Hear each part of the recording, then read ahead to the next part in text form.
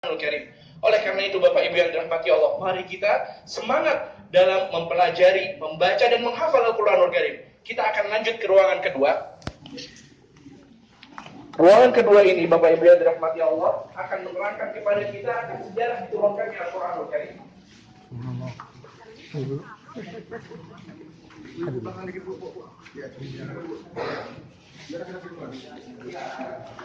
Allah akan menurunkan Al-Quran dari atas langit ketujuh menuju langit dunia di malam yang mulia, malam apa tadi? Lailatul Qadar. Dan Allah menahan Al-Quran tersebut di langit dunia dan diturunkan kepada Rasulullah SAW berapa lama? 23 tahun. Jadi Rasulullah SAW menerima wahyu berupa Al-Quran selama 23 tahun. 13 tahun ada di Makkah dan sisanya berapa? 10 tahun di mana? Di kota Madinah. Selama masa hidup Rasulullah, Al-Quran belum pernah dibukukan. Baru dibukukan di zamannya siapa Bapak Ibu? Utsman. Di zaman Khalifah sebelum Utsman yang bernama Abdullah bin Utsman atau yang lebih dikenal dengan sebutan Abu Bakar As-Siddiq radhiyallahu taala anhu. Namun di zamannya Abu Bakar, Al-Quran belum disebar ke seluruh dunia, akan tapi dibukukan, disimpan oleh Khalifah.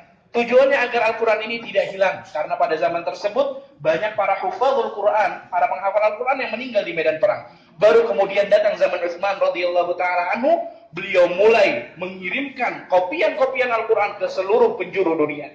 Dan di depan kita ini Bapak Ibu yang dirahmati Allah merupakan salah satu kopian dari naskah asli yang pernah ditulis di zaman Khalifah Utsman radhiyallahu taala anhu. Bisa kita perhatikan Bapak Ibu, tulisannya sangat berbeda dengan Al-Quran yang ada di zaman kita. Bukan hanya tidak ada harokatnya Bapak Ibu, tapi tidak ada titiknya pula. Nah, kalau kita disuruh baca Al-Quran ini mungkin tidak ada yang bisa membaca, karena kita tanpa ada bantuan titik dan harokat, apalah daya kita gitu. Baik, Bapak Ibu yang dirahmati Allah, kita akan lanjut. Ayo. Baik, ada yang bisa membaca? Coba, ini Al-Quran apa yang ditampilkan ini adalah penggalan dari surat Al-Kahfi yang pertama ini. Ada yang bisa baca, Pak? Ada yang bisa baca? Ada yang bisa baca? Nah, coba Ibu bisa baca di sini. Apa? 10 ayat. Bukan, ini bukan 10 ayat pertama Bapak Ibu, tapi ini dari pertengahannya sengaja. Kalau 10 ayat pertama gampang sekali.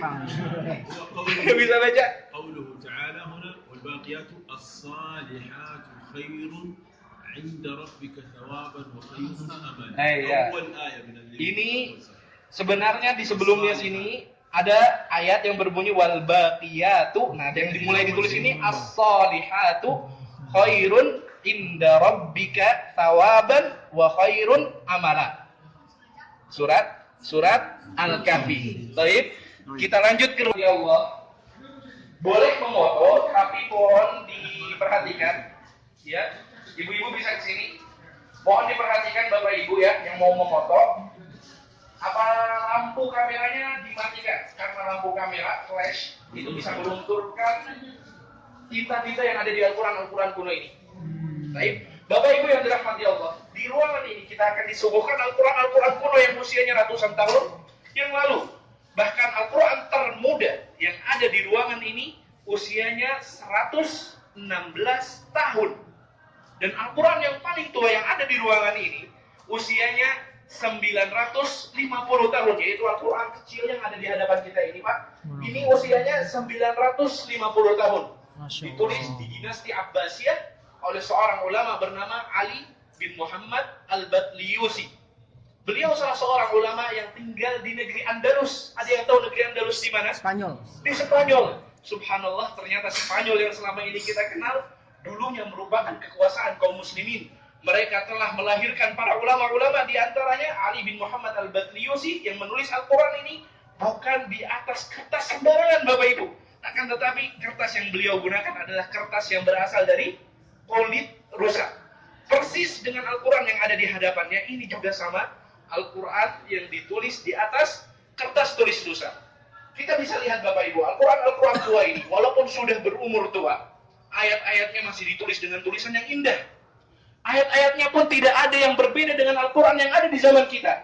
Ini merupakan bukti bahwasanya Allah Subhanahu wa Ta'ala senantiasa menjaga kemurnian Al-Quran, Berbeda dengan kitab-kitab yang ada di sebelum Al-Quran yang turun kepada nabi-nabi sebelum Muhammad Sallallahu Alaihi Wasallam, mulai dari Zabur, Taurat, Injil, semuanya sudah berubah dan diubah oleh para manusia. Tidak dengan Al-Quran. Allah Subhanahu Wa Taala senantiasa menjaga kemurnian Al-Quran. Karena itu merupakan janji Allah. Allah Subhanahu Wa Taala berfirman, Inna nahnu nazzalna dzikra wa inna lahu lahafizun. Sesungguhnya kami yang telah menurunkan Al-Quran dan kami pula lah yang kelak akan menjaga Al-Quran. Bapak Ibu yang dirahmati Allah, kita lanjut ke ruangan berikutnya. Melihat bersama-sama Al-Quran, salah satu Al-Quran terbesar yang pernah ditulis oleh anak manusia. Al-Quran ini berusia 197 tahun dan ditulis oleh seorang ulama bernama Ghulam Muhyiddin, seorang ulama yang berasal dari Afghanistan. Ini membuktikan Bapak Ibu untuk berkhidmat kepada Al-Quran, untuk menjadi seorang ulama muslimin bermanfaat bagi kaum muslimin. Kita tidak perlu menjadi orang Arab, akan tetapi cukup kita berusaha mempelajari apa yang ada di dalam Al-Quran, mempelajari apa yang diturunkan oleh Allah Subhanahu Wa Taala kepada Rasulnya. Kita sudah bisa memberikan manfaat kepada kaum muslimin. Di antaranya Ghulam Muhyiddin ini, beliau menulis Al-Quran dengan tangannya, bukan hanya menuliskan ayatnya. Beliau bisa dilihat Bapak Ibu, biasanya ada di atas dan di bawah, di kanan dan di kiri, semuanya beliau lakukan dengan tangan beliau. Al-Quran ini bukan hanya luar biasa besarnya, tapi luar biasa beratnya, Pak. Beratnya 154 kg. Untuk membawa Al-Quran ini dari Afghanistan menuju Madinah, di zaman Ghulam Muhyiddin, beliau perlu 4 ekor unta untuk mengangkat Al-Quran ini. Baik.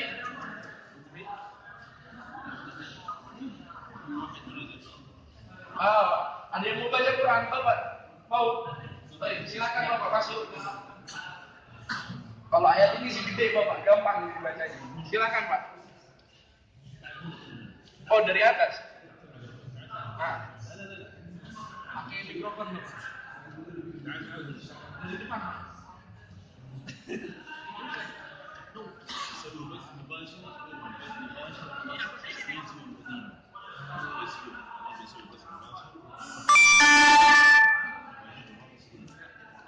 Ini perjalanan kita ini disiarkan secara live di Facebook, di fanpage-nya Museum Al-Quran Madinah.